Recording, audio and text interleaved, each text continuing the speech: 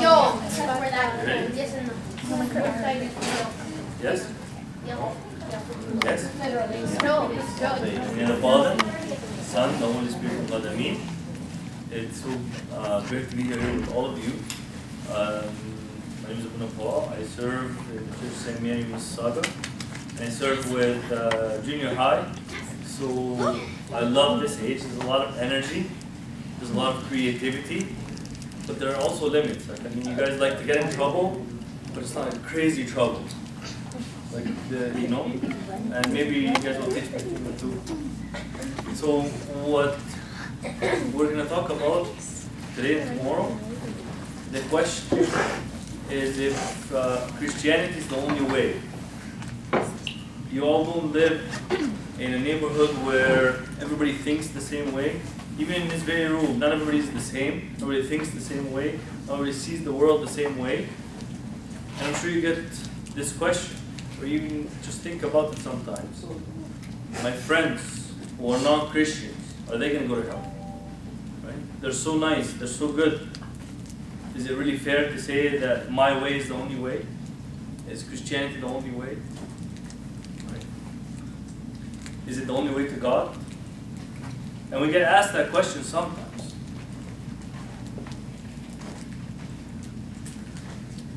Maybe you've heard of this example, that we're like blind men in a room with an elephant, right? And every one of us is touching part of the elephant. So you touch the ear, and you see it's flappy, and you can't see, right? The room is dark and you're blind anyways, you can't see. So the room, it feels like maybe it's a fan. Somebody else touches the tail, and it's got all these bristles in the back. Maybe somebody thinks it's a broom. Or you touch the legs, and it feels like tree trunks. You're touching a tree, right? Or maybe you touch the skin on the side of it, and it feels like it's so hard. Maybe you're touching like a brick wall, something very rough. And the point of that example, people say, you know what? We're all touching part of the elephant. We're all saying basically the same thing. Each one of us is a little bit right and a little bit wrong. Actually, this is a very old Hindu example or a parable. In 19th century, someone came and wrote a poem about it. Part of that poem goes like this: and so these men of Hindustan disputed loud and long, each in his own opinion exceeding stiff and strong. Though each was partially in the right, all were in the wrong. Basically saying, you know, we're all right. And there's a lot of people, especially in the West, because in the West it's very multicultural, right? We don't all come from the same place, we don't all think the same way. So people can think, you know what, maybe you can get part of this place or that religion or that faith, put them together. Take what works for me, take what I like. Let's say there are certain things that are difficult when it comes to Christianity. I'm going to take those out. And maybe some things I like about other religions, I'm going to take those in. Right? So I'm going to pick and choose and make things my own way. And anyways, at the end, it doesn't matter. Because all roads lead to the top of the mountain. All roads lead to God. So it doesn't matter if I take this road or that road. It really doesn't matter. Okay? Another example people use is that we're all like rivers. And the rivers all end up where? To the ocean. So it doesn't matter which river you're in. You can end up where? In the ocean, right? This is the mountain example. Whether you take this road, this one, where are you going to end up? At the top. Anybody here climb mountains? Anybody Mount Everest? Nobody ever done that? Really? That's weird. Back home, we've all done it. We haven't really. Anybody go hiking? I'm sure there's a lot of nice hiking trails around here. Anybody go hiking? Right? When you go hiking, sometimes when you're walking, you see signs. Don't go down that road. If you go down that road, there are problems. You might get hurt, maybe you're not going to die, but you might get hurt. Like there's a rock or a cliff, and if you continue to walk, you'll just fall off. And then maybe, yes, eventually, very slow agonizing death if you walk that way, right? How did you go? Okay, so you're walking, and sometimes you have different paths, but not all the path will lead you to the destination. So let's say you're climbing a mountain. Where would you have to be to know and to say for sure that all these paths lead to the top? At the top. At the top? So you're standing at the top right now. Picture yourself standing at the top of the mountain. Can you clearly see all the different paths? No. Even at the top of the mountain, you can't see. You can't see everything, even when you're at the top. So where would you have to be to see all the different paths on the mountain? The middle? In the sky. Yeah, in the sky, right? Some distance above the mountain, looking down to see. So when people say this, who are they pretending to be? God. As if God is saying, you know what, I'm God, and I know, I'm telling you, all the roads, all the paths, no matter where you're going, where you're coming from, they all end up to the top. Right? If you're anywhere here, which we're all going up this mountain, we have no way of knowing, we have no way of saying, yeah, all the roads lead up to the mountain. Have you been up to the mountain? And not just up to the mountain, where God is, to see clearly that all these paths lead up to the mountain. I'm going to read you a couple of quotes. Some of them might be a bit long, but the parts I really want you to get, I'm going to emphasize and maybe repeat again. For too long, we've been dreaming a dream, for which we are only now waking up. The dream that if we just improve the socioeconomic situation of people, meaning that if we improve the standard of living of people, everything will be okay. People will be happy. But the truth is that as the struggle for survival has subsided, the question has emerged, survival for what? Picture yourself, imagine you're Africa, you're a kid who's struggling to find food, right? The number one thing on your mind is what? I'm looking for food. I need to survive. I'm dying. I'm hungry. I'm thirsty. Or I need medicine. Just you're struggling just to survive, right?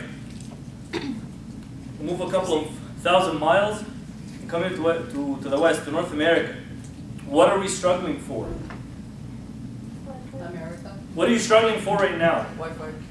Wi-Fi. Thank you, honest man. What else? Popularity? Popularity. Technology. Technology. What are we struggling for? Electric cars. Electric cars. Thank you. Nobody's gonna be honest. Google. Nobody's gonna say we're struggling to stay awake. Google said Google. TV, so you have to stay up. TV. Definitely. That's right. We're struggling for things that have nothing to do with our survival. Now that we are surviving, now we're looking for more. We're looking to have fun, right? And what this man is saying is a Jewish psychotherapist, and he's saying basically that we're struggling now for some sort of meaning to what we're doing. We wake up every day, we have everything provided for us. We have food, we have education, we have technology, we've got everything. What we don't have is meaning, is purpose. Ever more people today have the means to live, but no meaning to live for.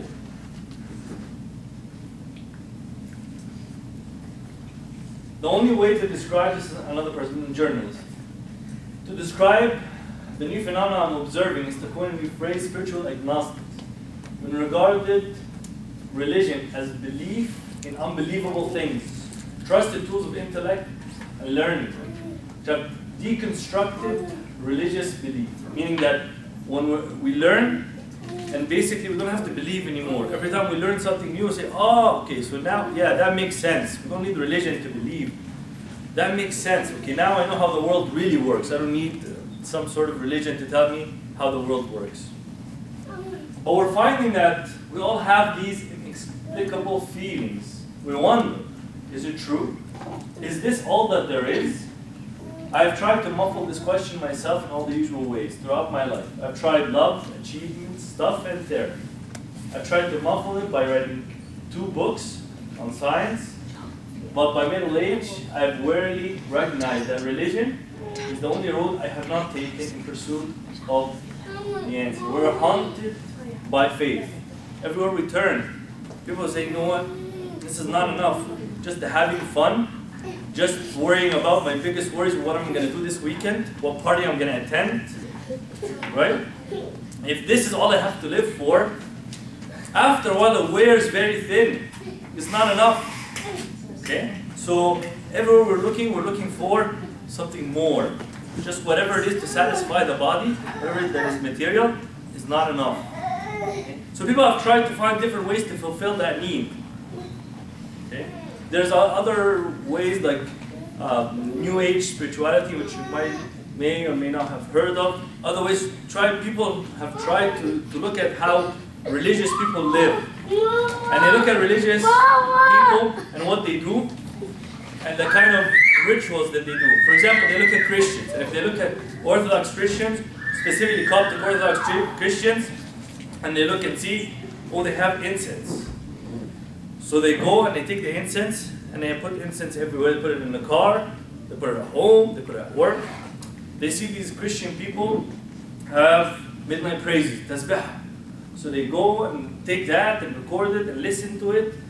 And so they take all the rituals, but without the theology. They just want to feel what we're feeling as Christians. Okay? Because everything else that they tried to feel good with didn't work. After a while, imagine after you get a new toy. You're so happy, you play with it, and you phone, right? And after a while, that novelty wears off. It's not, I don't want to play with it, I just don't care. Or it breaks, or it lets you down somehow. Like you don't have that feeling of wow any longer. So the idea that we can just take whatever we want from different faiths and put it together and say, you know what, it's all the same anyways. This man, you get chest of this. This idea is false. It's the opposite of the fact. The religions of the earth do not greatly differ in rites and forms. They do greatly differ in what they teach. The truth is that the difficulty of all the creeds of the earth is not, as alleged in this cheap maxim, that they agree in meaning but disagree in machinery. Meaning that people think, you know what, all the different religions, they're pretty much all the same. They just differ very, very, very little things that don't even matter. So saying this is the opposite of what is true. Almost every great religion on earth works with the same external methods. They have priests, scriptures, altars, sworn brotherhoods, special feasts. They agree in the mode of teaching. What they differ on or about is the thing to be taught. What the religions of the world agree on is very superficial. But what they disagree on is very fundamental. Abuna, this is not your belief, that's the belief of the cult. No, yes, what he's saying that the idea that all the religions are the same, this is false. He's saying that the religions are similar superficially. Like other religions, Christianity has priests, other religions has holy men and priests and shamans and all different kinds of things. These have rites, they also have rites. We have special feasts, they have special days, special holy days, special feasts, right? So superficially, what we agree on is very little, but what we disagree on is very fundamental. People saw 3 different ways to go up the mountain: thinking, feeling, and doing. They said if we can think differently, if we can know more, we can make our way up the mountain, up to God, through thinking. If we just think differently, feeling. So if we feel different, okay? If we make ourselves feel different things, we can eventually end up where? Up the mountain. If we just reach out with our feelings and embrace the universe. And finally, by doing certain things and certain rituals, what are we going to get? We're going to get to God. Thinking, feeling, and doing. Christianity doesn't fall in any of these categories. not even as a combination of these categories. The Christian faith is not just about accepting a certain set of ideas, even though there's nothing more profound than coming to know Jesus Christ. It's not about having certain feelings, even though there's nothing more thrilling than meeting Jesus Christ. And it's not about being nice to others and helping others, even though Jesus Christ told us that Christians are known by their actions. So isn't it kind of arrogant to say, you know what, Christianity is the only way? Yes. It's kind of arrogant, right? Yeah. People think that religion is about being nice. And if I say my religion is true and yours is not, or my religion is better than yours, it means that I'm nicer than you, right? You just said that in a meeting, no? Okay? So if I say Christianity is true, but whatever it is you believe in, it's not true.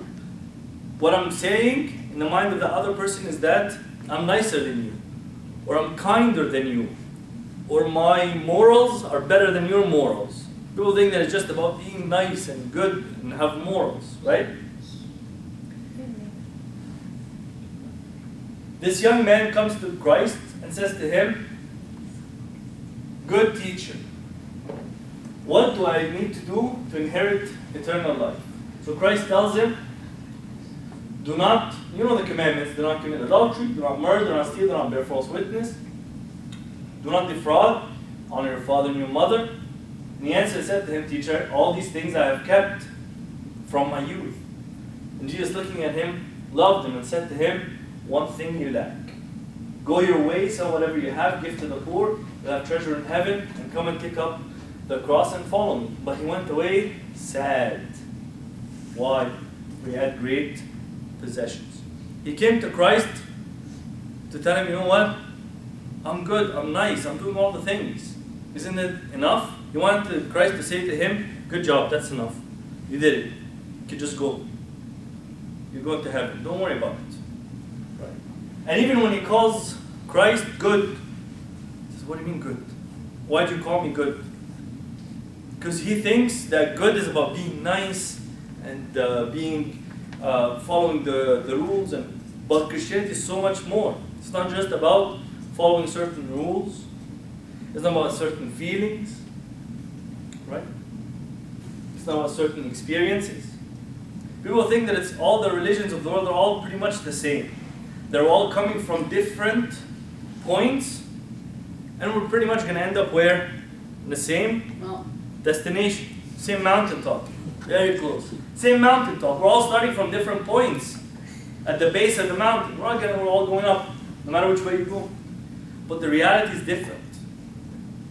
The reality is all of us, as human beings, we have a common starting position.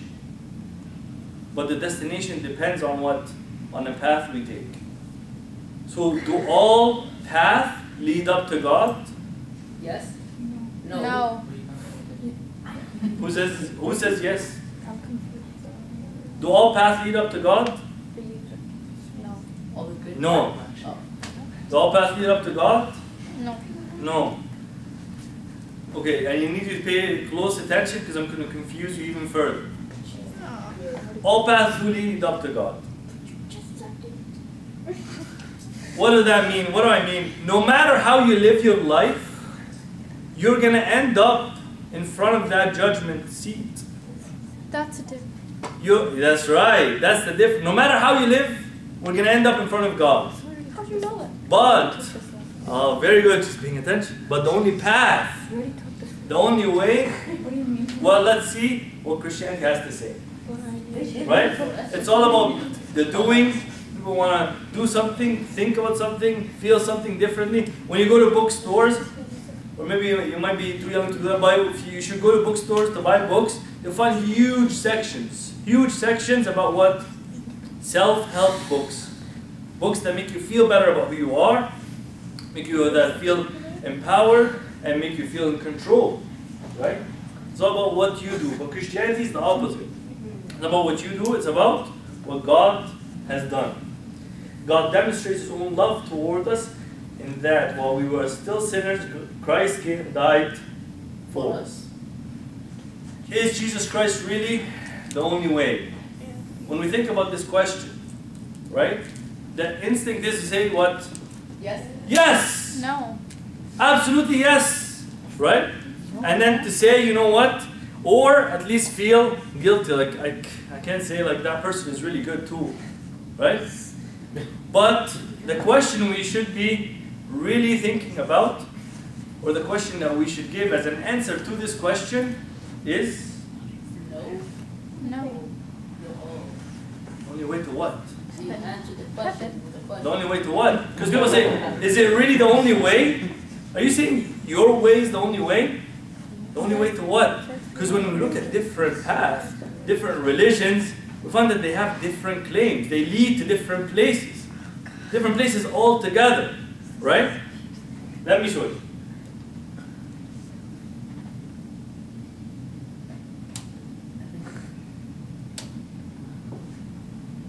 Atheism tells you this. When you die, it's done. It's over. It leads to oblivion. Right? There is nothing. There's no more you. There's nothing about you that remains. Okay? Game over. Eastern religions like Hinduism, Buddhism, even New Age spirituality, it's about absorption into the universal consciousness. You get absorbed into the universe. Right? Through karma, through reincarnation, that whole system, and you reach nirvana, or you reach moksha, the state of being, where you realize you are part of the universe. You are God. Okay? So, pretty different places.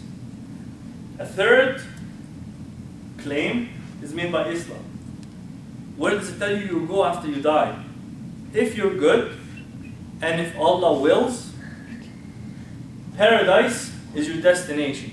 Paradise is a place of earthly pleasures, earthly physical pleasures. Fruit trees, rivers of wine, other earthly physical pleasures, right? So, is it really the only way? Is Christianity the only way? No. And there's a common misconception, especially with our Muslim brothers and sisters. They say, you know what? We all worship the same God. Have you heard that before? Yes. Yes, some of you have. We all worship the same God. But we do not actually worship the same God. And I'll tell you why they think that way.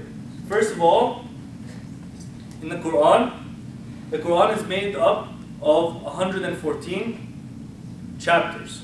But each chapter is called a surah.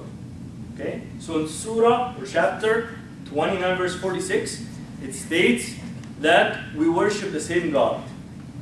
We believe in that which has been revealed to us and revealed to you. Our God and your God is one. Okay? That's what the Quran claims. Second, both Islam and Christianity are monotheistic, meaning they believe in one God. So it's easy to confuse saying, oh, we both believe in the same God. And finally, both Christianity and Islam, they trace their roots through Abraham, right? Islam goes back all the way to Abraham. That's what they claim, right?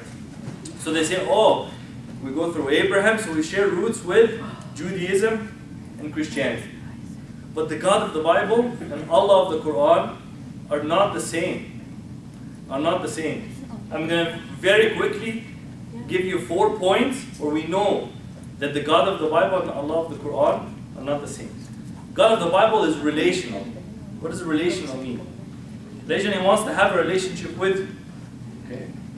We have verses like Revelation 21 that God's going to be with us where? In heaven. Right? And we have many more verses say He's with us always. Right? His eyes on us from the beginning of the year to its very end. Right? His right hand embracing. But Allah of the Quran is different. One of the writers says Muslims do not see God as their father. Men are servants of a just master. They cannot, in Orthodox Islam, Orthodox doesn't mean Christian, like what we say Christian. Orthodox Islam typically attain any degree of intimacy with their Creator. No relationship with Allah of the Quran is possible. Second, God in the Bible reveals Himself. He wants to be known. He wants us to know Him. Okay, in Jeremiah chapter 9, let not the wise man glory in his wisdom. Let not the mighty glory in his might. But let him who glories, glory in this, that he understands and knows me, that I am the Lord.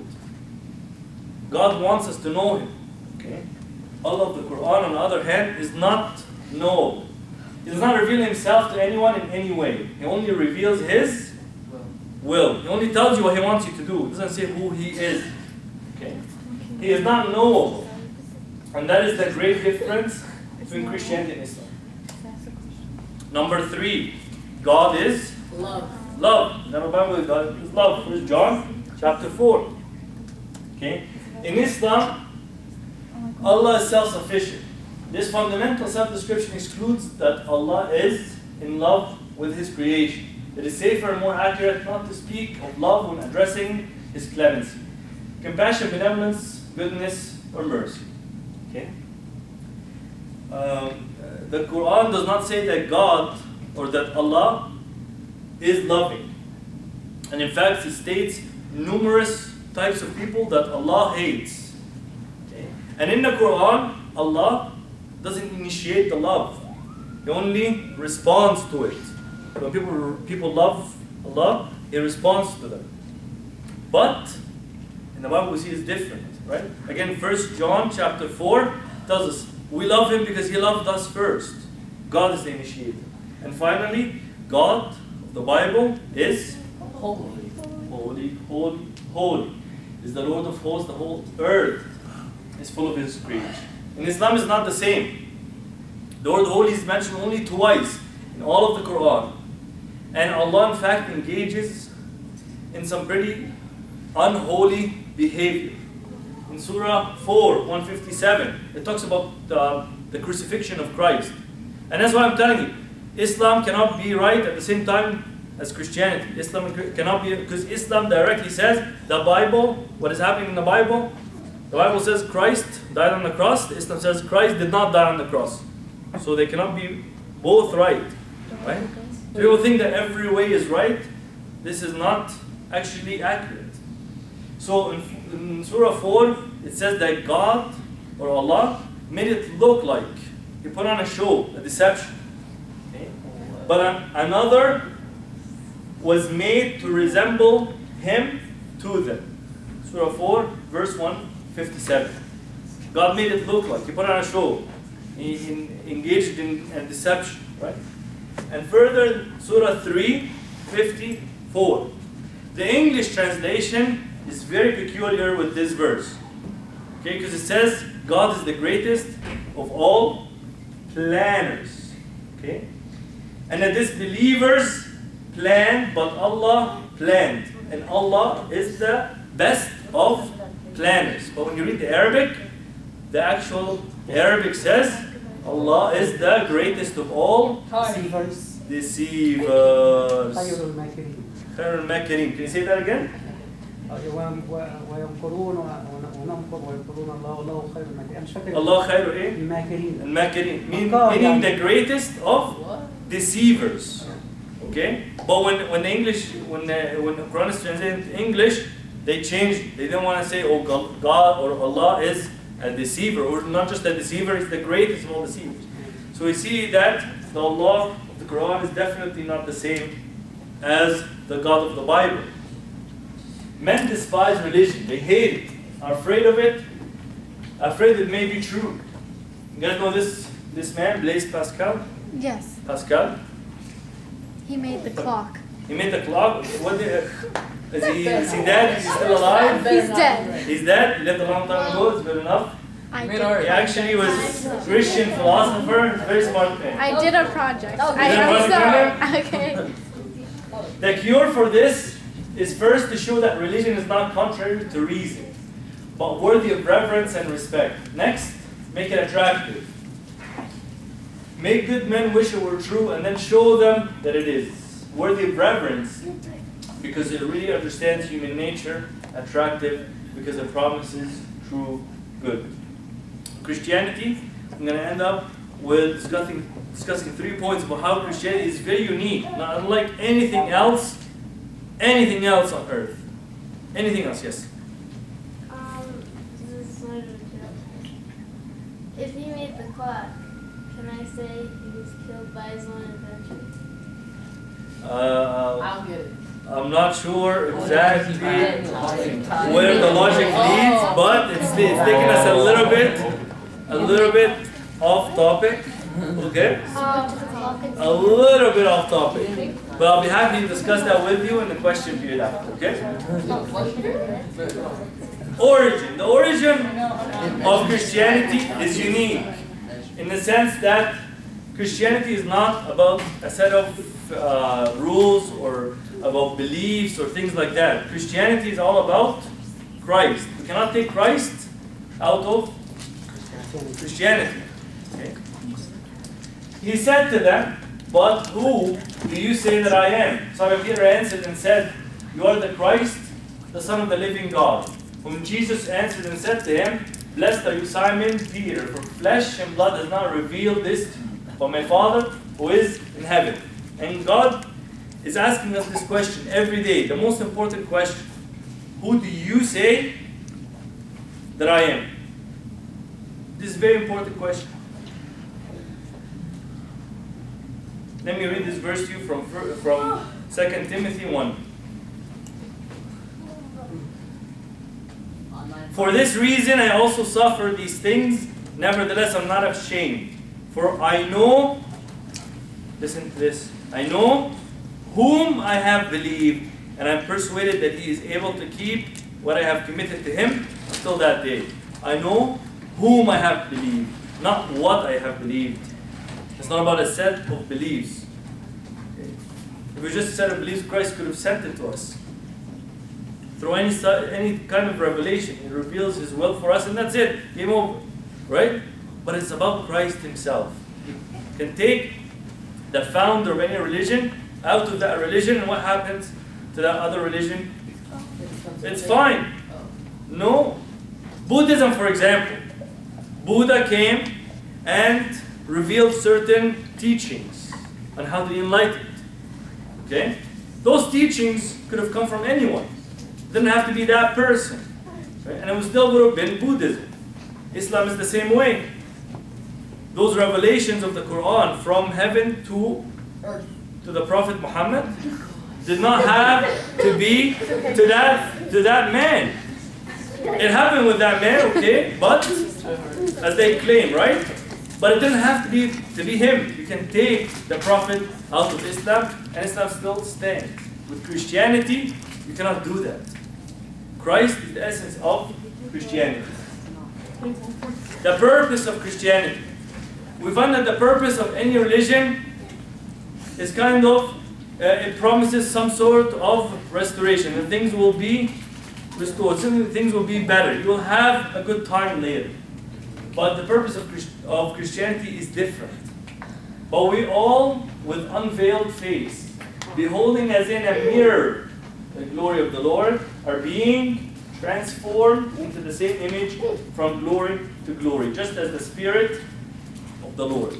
We're being, what was that word? Transformed. Christianity is about transformation. Christianity is about transformation. Over and over again in the Bible, it shows us how we're being continually, every day, transformed into the image of Christ, the image of God. We're born in the image, we fell, and we're being transformed into that image. Okay. Romans chapter 12 verse 2 says, "Do not be conformed to this world, but be transformed by what? By the renewing of your mind." Being transformed is the purpose. And finally, the method. The method of Christianity is not about what we can do, but it's about what God has done. Right? Right? St. Paul says, who can go up to God and bring Him down? He came to us while we were still sinners. He didn't wait to say, you know what? Clean your act up, clean your room, then I'll come visit you. While your room was very dirty, He came to visit us. Okay? He didn't wait to say, you know what, clean up your act and repent. While we were still sinners, He came and died for us. Knowing that the person who was going to betray Him is what that very same person He came to save. Okay? One of His disciples. Knowing that the people He came to save are the very same people. Some of them will accept him, some of them will reject him, some of them will persecute him, hate him, and try to kill him. And he still came. Who shall separate us from the love of Christ? Shall tribulation, distress, persecution, or famine, or nakedness, or peril, or sword? As it is written, for your sake we are killed all day long. We are accounted as sheep for the slaughter. In all these things, we are more than conquerors through him who loved us. Who else can claim this? With all of these bad things happening, and he says, we are more than conquerors, we conquer. A conqueror looks like someone who is victorious and riding on a horse, going into a city, and there's a whole bunch of things happening, and parades, and people are singing and happy, and he's showing off all his military conquests. But this doesn't describe that. This doesn't show a position of strength. This shows a position of weakness, a position of persecution. And he's saying, in all of that, we are more than conquerors. In him, through him who loved us. Who loved us. He goes on to say, we are pressed on every side, yet not crushed. Pressed on every side. How many times was he beaten? How many times did they try to kill him? How many times was he shipwrecked? And still, and how many times? You said it. No. Oh, you said the first time was right. No, you said something else. You said 4. I did not say 4. You said 4. I heard 4. I said 3. Was it 3 or 4? How many times shipwrecked? 4. I know that. 4! Oh, point 2. So close. You almost had it. Good job. 2 Corinthians, he talks about all of his persecutions, right? And he mentions that he's shipwrecked how many times? 4. 3 times. But then we realize that 2 Corinthians was written before he is sent to Rome as a prisoner. And on his way to Rome as a prisoner, his ship was wrecked. One more time. So how many times total? 4 times. Thank you. Don't doubt yourself. You were right. You said 4? Is Christianity the only way? No. I'm with you. Instead of saying no, what do we learn today? What Where? What's wrong now? Again, Okay. is Christianity the only way? What way? The way to what? That should be our answer, right? The way to what? If people are thinking, you know what? We discussed that all roads lead up the mountain. Where would you have to be on that mountain to know? The sky. The sky. The sky. You have to be God. You have to be God yourself That's a to very claim, hard to say, all these religions, they're all the same. Any of us here God? What? Right? Any of us here God who can make that claim? No, we don't know. No. We don't know if all the paths lead up to God. We cannot make that claim. Right? People who make that claim assume that they know what God knows. Oh, they're all the same anyways. It doesn't even matter. Right? That's not true. Okay? And it's not true, of course. God. You got one right. We're going to continue. We're going to continue our discussion tomorrow. I want you to really think about this issue, think about this topic. It's becoming more and more relevant each and every day. We do not live in a culture that's predominantly Christian. That's not true. You might assume it, but it's not. You have to be prepared to answer these kinds of questions. More and more people are coming in and saying, you know what? I don't believe what you believe. Okay? So, I don't want you to feel scared or shaken in your faith when you meet people who don't believe what you believe. Okay? We don't have to all believe the same thing to get along. People think that unless you believe what I believe, we can't be civil with each other, we can't be peaceful. Okay? And in fact, if you don't believe what I believe, you either hate me or fear me. And that's not true. Fear and hate comes from ignorance. So for us to continue to be ignorant is not a good thing. Okay? But for us to learn what's going on, how other people are thinking, this is all good, this is all positive. These are things we should strive for. Okay? Thank you very much.